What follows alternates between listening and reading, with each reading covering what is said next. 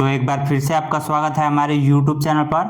आज के इस वीडियो में हम जानेंगे कि जिन लोगों का मैट्रिक पास स्कॉलरशिप का जो 10,000 रुपये का ऑनलाइन हो रहा है उसमें नया रजिस्ट्रेशन करने पर यूजर ऑलरेडी रजिस्टर्ड लिख रहा था, या फिर जिन लोगों का ऑनलाइन हो गया था लेकिन फाइनल सबमिट नहीं हुआ था और फिर उसी तरह पेज घूमते हुए एरर आ गया और फिर नया रजिस्ट्रेशन करने पर यूजर ऑलरेडी रजिस्टर्ड बता रहा है। तो इसका परमानेंट सलूशन आ चुका है। इस वीडियो में हम सभी कुछ स्टेप बाय स्टेप जानेंगे।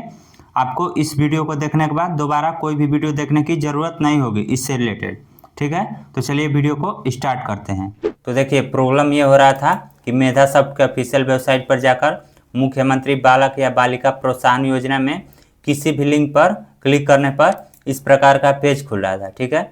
उसके बाद यहाँ पर अप्लाई ऑनलाइन पर क्लिक करने पर रजिस्ट्रेशन पेज खुल जाता था। जैसा कि आप स्क्रीन पर देख सकते हैं, यहाँ पर सबसे पहले गाइडलाइंस दिया गया है, तो इस पर टिक करना है। टिक करने के बाद यहाँ पर कंटिन्यू पर क्लिक करना था।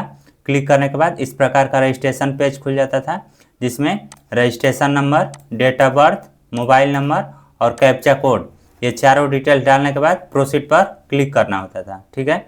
अब क्लिक करने के बाद इस प्रकार का प्रॉब्लम आ जाता था कि यूजर ऑलरेडी रजिस्टर्ड।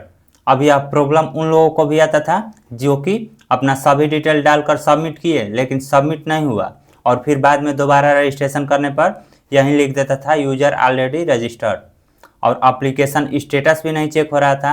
लेकिन अब वेबसाइट में क्या अपडेट किया गया है कि अब एप्लीकेशन स्टेटस चेक हो रहा है, यानी कि आप जब वेबसाइट पर आएंगे और फिर यहाँ पर रजिस्ट्रेशन पर क्लिक करेंगे तो इस प्रकार का मुख्यमंत्री बालक या बालिका प्रोत्साहन योजना का पेज खुलेगा। अब उसके बाद यहाँ पर होम सेक्शन में स्टूडेंट पर क्लिक करने के बाद यहाँ पर दो ऑप्शन आ गया है, रजिस्ट्रेशन फॉर स्टूडेंट, तो यहाँ से नया रजिस्ट्रेशन होगा, और यहाँ से एप्लीकेशन स्टेटस का ऑप्शन आया है। ये ऑप्शन यहाँ पर नीचे भी दिया गया है गेट एप्लीकेशन स्टेटस का, तो आप यहाँ पर भी क्लिक करेंगे तो सेम पेज खुलेगा, या फिर यहाँ पर भी एप्लीकेशन स्टेटस पर क्लिक करेंगे तो सेम पेज खुलेगा, ठीक है। तो आपको क्लिक कर देना है। जैसे ही क्लिक करेंगे तो यहाँ पर कुछ इस प्रकार से एप्लीकेशन स्टेटस चेक करने का पेज खुलेगा। तो आपको अपना रजिस्ट्रेशन नंबर डालना है, फिर उसके बाद डेट ऑफ बर्थ डालना है, उसके बाद गेट स्टेटस पर क्लिक करना है। आप जैसे ही गेट स्टेटस पर क्लिक करेंगे तो आपने रजिस्ट्रेशन के वक्त जो मोबाइल नंबर डाला होगा उस पर OTP कोड जाएगा, तो आपको वो OTP कोड यहाँ पर डालना है और फिर वेरीफाई OTP पर क्लिक करना है। अब जैसे ही वेरीफाई OTP पर आप क्लिक करेंगे तो ठीक इसके नीचे आपका स्टेटस दिखाने लगेगा, यहीं पहले नहीं दिखा रहा था। तो अब यदि आपका यूजर ऑलरेडी रजिस्टर्ड लिख रहा है तो आप तुरंत एप्लीकेशन स्टेटस चेक कीजिए और वहां पर देखिए कि आपका डाटा यहाँ पर दिखा रहा है या नहीं। यदि दिखा रहा है तो इसका मतलब कि आपका जो रजिस्ट्रेशन है वो हो चुका है। तो यहाँ पर जैसे कि आप देख सकते हैं कि एक स्टूडेंट का हमने यहाँ पर रजिस्ट्रेशन किया था तो उसका भी सेम प्रॉब्लम था, फाइनल सबमिट नहीं हुआ था लेकिन यूजर ऑलरेडी रजिस्टर्ड लिख रहा था। तो अब हमने उसका स्टेटस चेक किया तो यहाँ पर दिखा रहा है कि जो एप्लीकेशन सबमिट हमने किया था वो 29/5/2026 को ही कर दिया था, तो वो डेट यहाँ पर दिखा रहा है। उसके बाद यहाँ पर रजिस्ट्रेशन नंबर आ रहा है, उसके बाद नाम, फिर पिताजी का नाम, उसके बाद मोबाइल नंबर, फिर उसके बाद अल्टरनेटिव मोबाइल नंबर, फिर उसके बाद आधार नंबर। अब उसके बाद आपको एक बात ध्यान देना है, यहाँ पर एक चीज़ नीचे लिख रहा है कि सभी छात्राओं को सूचित किया जाता है कि जिनका भी आधार आपके बैंक खाता से सीडेड यानी कि DBT लिंक नहीं है वो तुरंत बैंक से संपर्क करें, क्योंकि आधार सीडिंग और खाता से आधार लिंक अलग चीज़ें हैं। जिनका भी बैंक अकाउंट आधार के साथ सीडेड नहीं है उनका भुगतान नहीं किया जाएगा। यानी कि यदि आपका आधार कार्ड और आपका बैंक खाता दोनों सीडेड नहीं है तो फिर आपका स्कॉलरशिप का पैसा नहीं आएगा। तो इसको चेक कैसे करना है कि किस बैंक खाता में आएगा, तो हमने इस वीडियो में बताया है। ये वाला जो वीडियो है आप देख सकते हैं, इसमें हमने बताया है कि जब बैंक पासबुक आप नहीं देंगे तो किस बैंक खाता में पैसा आएगा। तो आधार सीडेड बैंक खाता आपको चेक कर लेना है कि आपके आधार से कौन सा बैंक खाता सीडेड है, और यदि कोई भी बैंक खाता सीडेड नहीं है तो तुरंत आपको अपने बैंक में जाना है और वहाँ पर अपना आधार सीडेड करा लेना है।